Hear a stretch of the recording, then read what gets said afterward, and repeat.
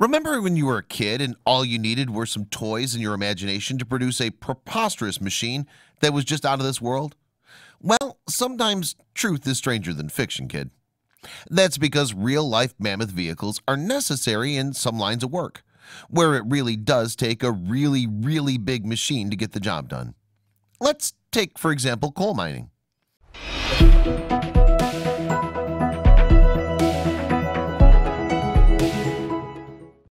Some coal seams are very close to the surface and easy to get to. But as mankind's need to consume more coal increases and supplies diminish, we're forced to dig even deeper, and as a result get creative in how we do it. For example, back in the 1970s there were known to be massive coal deposits in Hambach in western Germany. However, they were hidden beneath millions of cubic feet of rocks and soil. But where most people might have seen a mountain, engineers from a German firm called ThyssenKrupp saw a molehill. So they spent a decade conceiving of and constructing a behemoth to take it down. The Bagger 288 was built, and what a result! It became the largest land vehicle on Earth, superseding Big Muskie, another coal mining machine which was built and operated in Ohio. And while the Bagger 288's purpose may be concerned with moving earth, its proportions are out of this world. Indeed, it stands at an astonishing 300 feet tall, measuring up at 700 feet long, and weighs in at 13,500 tons. Its job was to basically clean out the mountain at the Hambach strip mine, moving 820 million cubic feet of soil per day.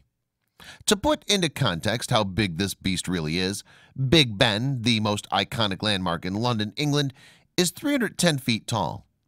The Statue of Liberty, meanwhile, stands just 5 feet taller than the digger.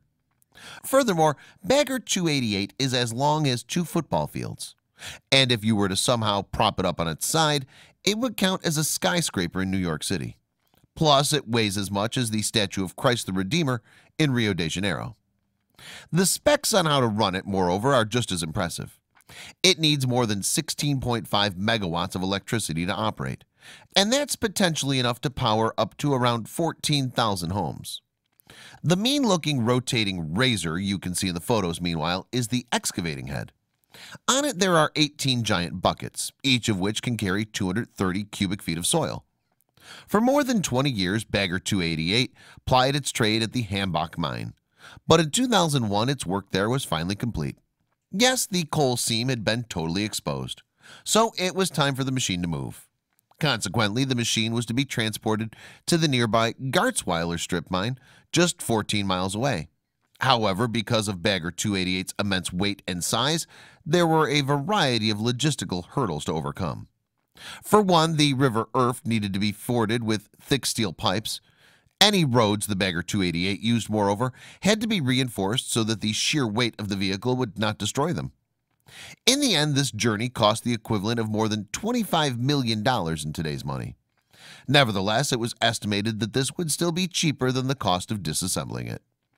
Now based at Gargantuan, the Bagger 288 is certainly pulling its considerable weight when it comes to keeping up with Germany's demand for coal.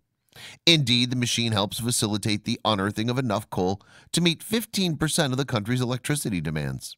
It's not always been smooth sailing, of course. Some pictures from one of the work sites show a relatively tiny earth mover getting caught up in the extractor, and it's kind of chilling. What's more, the Bagger 288 boasts some similarly gargantuan brethren. Indeed, it has a whole family of supersized brothers and sisters, such as the 255, shown here, 281 and 285, while the 1995-made Bagger 293 actually outweighs the 288. The Bagger clan might not have long left, however. That's because the German government wants to stop all coal mining operations in the country by 2018.